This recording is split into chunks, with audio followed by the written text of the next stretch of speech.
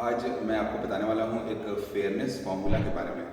लेकिन उसके पहले मैं बताऊँगा इतिहास की क्या कहानी थी इसकी खोज के पीछे। तो कोई 1957 की बात है। एक अमेरिकन मल्टीनेशनल कंपनी ने एक मॉलिक्यूल की खोज की, ऑल ट्रांस रेटिनोइक एसिड। और इसके ऊपर बहुत सारे ट्रायल्स होने बाकी थे और साइड इफेक्ट से संबंधित कुछ भी डेटा नहीं थे। कंपनी को ह्यूमन मॉडल्स नहीं मिले थे कि किन लोगों के ऊपर हम ये रिसर्च करें।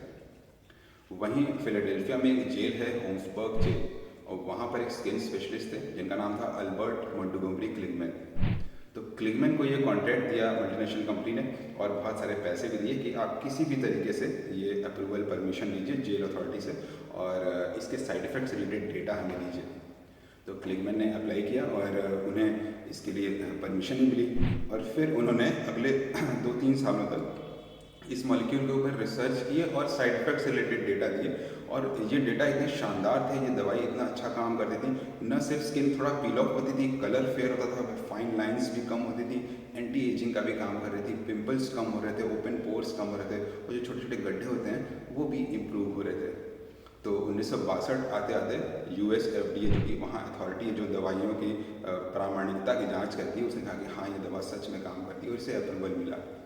आज ये इतनी सक्सेसफुल है कि दुनिया के हर देश में, हर मेडिकल स्टोर में ये क्रीम के रूप में अवेलेबल है। बाद में क्लिगमैन ने बहुत सारी और दवाइयों के ऊपर भी रिसर्च की और उन्होंने एक ट्रिपल कॉम्बिनेशन फार्मूला निकाला जिसे बोलते हैं क्लिगमैन फार्मूला, जो आज भी डर्मेटोलॉजी की टेक्स्ट बुक्स में हम लोग पढ़ते हैं। इसमें 3 दवाइयों का मिक्सर था, उनमें से एक था ऑल ट्रांस रेटिनोइक एसिड और ये बहुत ही चमत्कारी फेयरनेस फार्मूला है। किसी भी इंसान का 1-2 शेड कलर फेयर होता ही होता है, हालांकि इसको कभी भी बिना डॉक्टर की सलाह के मत यूज़ करिएगा। तो ये क्लिगमैन फार्मूला बहुत सक्सेसफुल हुआ और इससे मिलने वाली जो रॉयल्टी थी उससे क्लिगमैन बहुत बहुत अमीर हो गए।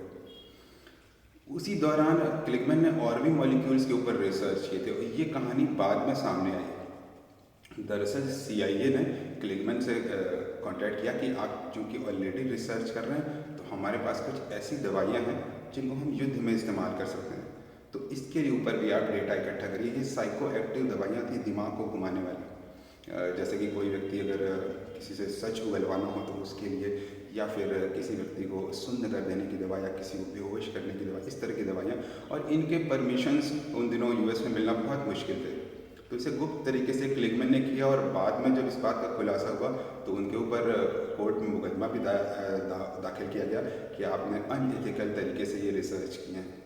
हालांकि कोर्ट ने उन्हें बरी कर दिया क्योंकि इन चीज़ों की, इन घटनाओं के बहुत सालों बाद वो दावा दाखिल किया था, तो एक लिमिट होती है दावा दाखिल करने की, स्टेट्यूटरी लिमिट जिसे बोलते हैं, वो बीत चुकी थी। तो क्लिगमैन बरी हो गए, उन्होंने एक बहुत शानदार फार्मूले की खोज की थी। आज भी हम लोग इसको यूज़ करते हैं फेयरनेस के लिए और क्यूफेयर के नाम से अवेलेबल है हम लोग के मेडिकल स्टोर में। और जो ऑल ट्रांस रेटिनोइक एसिड जो ओरिजिनल मॉलिक्यूल था जो पिंपल्स भी ठीक करता है, वो एक्सोटिन के नाम से अवेलेबल है हम लोग के मेडिकल स्टोर में। लेकिन कभी भी खुद से मत यूज़ करिएगा, डॉक्टर की सलाह के बाद, क्योंकि अलग अलग लोगों की स्किन अलग अलग तरीके से दवाओं को रिस्पॉन्ड करती है।